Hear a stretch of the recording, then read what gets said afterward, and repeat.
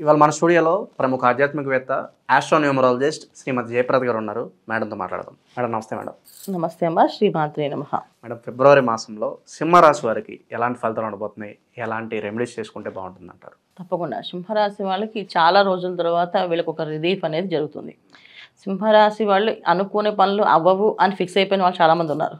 ఇక అన్ని చెప్తారు కానీ అవన్నీ అవ్వవు అని. రిలీఫ్ అంటే ఎన్నాళ్ళు ఎలాంటి సమస్యలతో బాధపడ్డారు మేడం? ఏ సమస్యలు అంటే మెయిన్ ఉద్యోగం, ఆర్థిక ఇబ్బంది, వివాహం, ఈ మూడు అవ్వవు.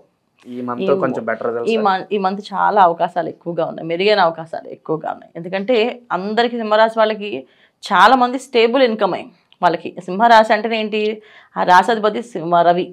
సో అందుకని స్టేబుల్ ఇన్కమ్ అనేది ఉంటుంది. కాకపోతే కావాల్సిన కొన్ని విషయాలు కంఫర్ట్స్ అనేది తగ్గుతుంటాయి వీళ్ళకి. దాన్ని అలా అడ్జస్ట్ అవుతూ ఉంటారు. అన్నిటికంటే ముఖ్యంగా ఏంటంటే వివాహం ఎక్కువగా స్తంభించడం, వివాహం అవ్వకపోవడం. అసలు ఎంత బాగున్నప్పటికీ వివాహం అవ్వకపోవడం, అమ్మాయి అయినా అబ్బాయి అయినా ఎంత అందంగా ఉన్నప్పటికీ వివాహం జరగకపోవడం. అది కాస్త గత సంవత్సరం నుంచి వీళ్ళు దాన్ని ఫేస్ చేస్తూ ఉంటారు. గత సంవత్సరం, అంతకుముందు సంవత్సరం నుంచి కూడా ఫేస్ చేస్తారు. ఈ సంవత్సరం ఏంటంటే వివాహం అయ్యే అవకాశము, సో వివాహాలు అయ్యే అవకాశము, తర్వాత వ్యాపారంలో అభివృద్ధి రావడము. సో వ్యాపారం అనేది నడుస్తూ ఉంటుంది, అలాగని నష్టమో లేదు, అలాగని లాభమో లేదు, అలా నడుస్తూ ఉంటుంది. అలాంటి వ్యాపారంలోంచి కొత్త నిర్ణయాలు తీసుకోవడం, దాన్ని ఎక్స్పాండ్ చేసే అవకాశము, కొత్త వ్యక్తులతో పరిచయం అవ్వడం, ఆ వ్యక్తులు వీళ్ళకి అనుకూలంగా మారడము, వాళ్ళతో కలిసి వీళ్ళు బిజినెస్ చేయడం కానీ వ్యాపారం చేయడం బ్రహ్మాండంగా కలిసి వస్తాయి. వ్యాపారాలు అంటే పార్ట్నర్షిప్ కాదు, సలహా సంప్రదింపులు. వీళ్ళు సలహాలు తీసుకుంటారు. అంటే ఐడియాలజీ అనేది వస్తుంది. ఎందుకు వీళ్ళకి అది శని భగవానుడు ఒకటి, తర్వాత రవి బుధులు.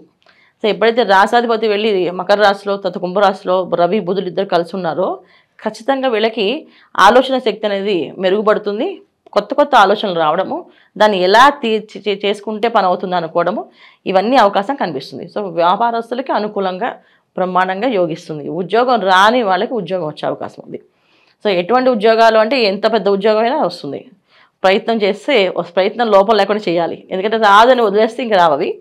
కొంచెం ప్రయత్నం చేస్తే కనుక ఈ మాసం ఉద్యోగం వచ్చే అవకాశం ఉంది.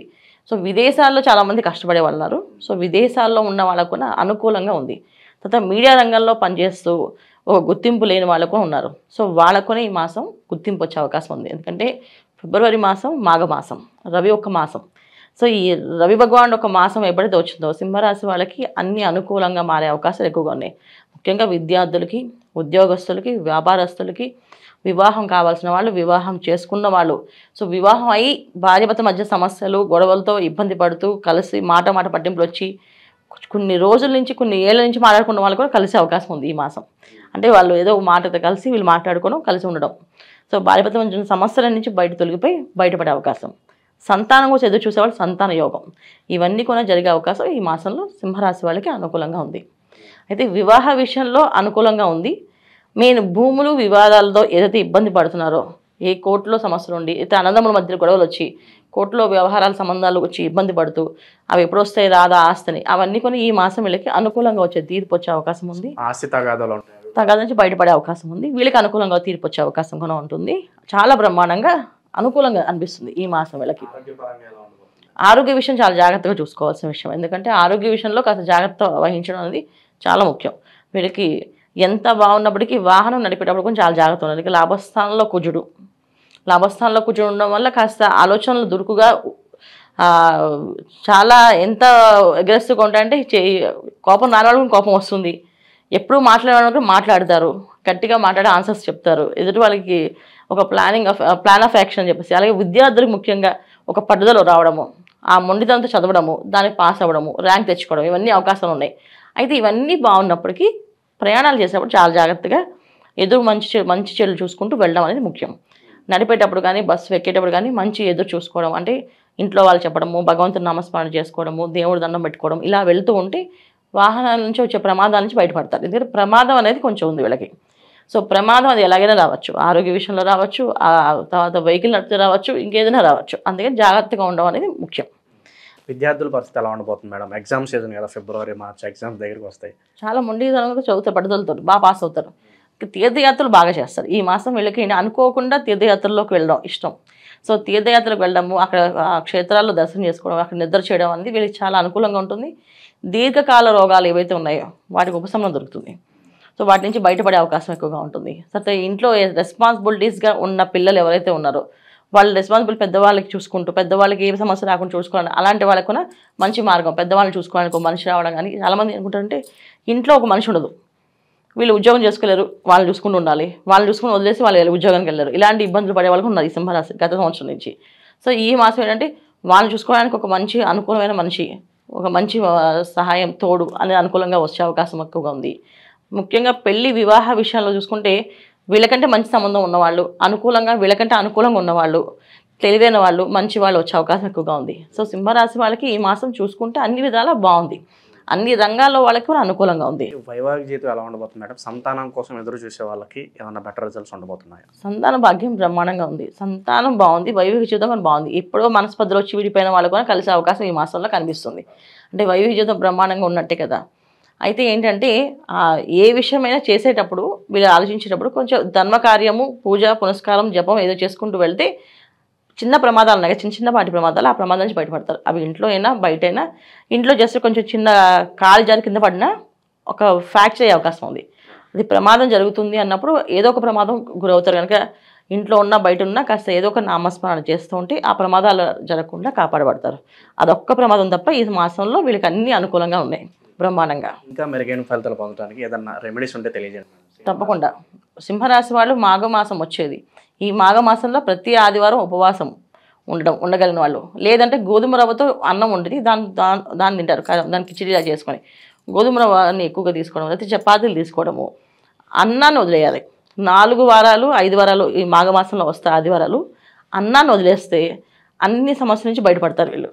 సో ఈ ఆదివారం సూర్యుడికి నమస్కారం చేసి సూర్య భగవానుడికి ఈ అన్నంతో పరవాడు నైవేద్యం పెట్టి ఆ అన్నాన్ని ఈ మాసం అంతా తినమని చెప్పి దండం పెట్టుకోవడం ఒక పద్ధతి. రెండో పద్ధతి ఆదివారం తినమని దండం పెట్టుకోవడం.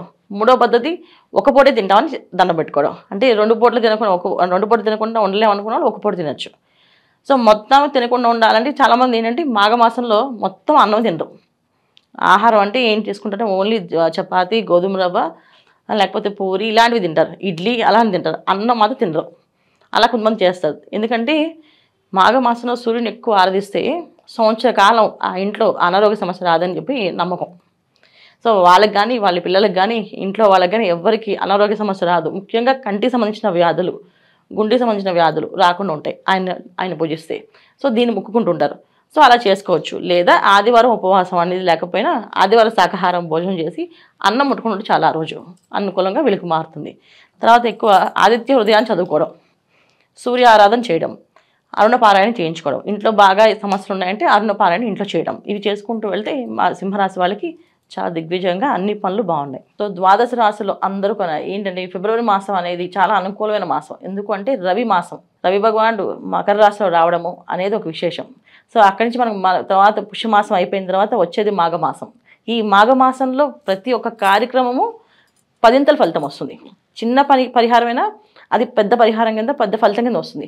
ఒక చిన్న దీపదానం చేస్తాము, ఆ దానం అనేది 10ంతలుగా మనకు లాభం అవుతుంది. అంటే ఇంట్లో చీకటి అనేది ఉండదు. దీపదానం అంటే ఏంటి? దీపాలు దానం చేస్తే దీపం వస్తున్నారు కాదు, మన ఇంట్లో ఏ రోజు చీకటి కోణం అనేది ఉండదు, చీకటిగా ఉండరు. అంటే చీకటి కోణము అంటే ఏంటంటే చెడు పనులు చేయడం కానీ, చెడు వ్యవహారాలకు వెళ్ళడం కానీ, వ్యసనాలకి బలివ్వడం కానీ జరగదు అని అర్థం. సో దీపదానం. అలాగే అన్నదానం చేస్తే ఏంటంటే అన్నానికి లోటు ఉండదు అని అంటారు. అన్నానికి లోటు ఉండదు అంటే ఏంటంటే చాలామంది ఆహారం ఉన్నా తినలేకపోతుంటారు.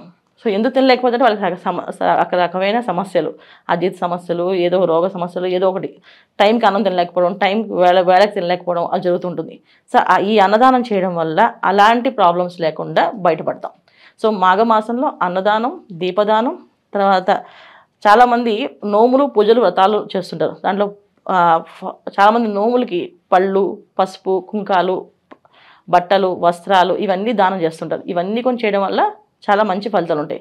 అయితే ఒక్కొక్క రాశి వాళ్ళు ఏం చేసుకోవాలి అంటే మేషరాశి వాళ్ళు ఈ మాసం అంతా అన్నదానం చేస్తే చాలా మంచి ఫలితాలు. అలాగే వృషభ రాశి వాళ్ళు ఈ మాసం అంతా చక్కగా వస్త్రదానం చేస్తే చాలా మంచి ఫలితాలు. మిథున రాశి వాళ్ళు పుస్తకాలు దానం చేస్తే విద్య బ్రహ్మాండం సాగుతుంది. అలాగే కర్కాటక రాశి వాళ్ళు ఏదో ఒక వస్తువుని దానం చేయడం, అంటే వెండి కానీ రాగి కానీ ఏదో ఒక పాత్రను దానం చేస్తే అన్ని అనుకూలమైన ఫలితాలు కనిపిస్తున్నాయి. అలాగే సింహరాశి వాళ్ళు చక్కగా ఒక 10 మందికి విద్యాదానం చేయడం కానీ, ఒక విద్యార్థికి విద్య కట్టించడం కానీ చేయడం వల్ల మంచి ఫలితాలు ఉన్నాయి. సో ఇలా ఒక్కొక్క రాశి వాళ్ళు చేసుకుంటూ వెళ్తే అన్ని అనుకూలమైన ఫలితాలు కనిపిస్తున్నాయి.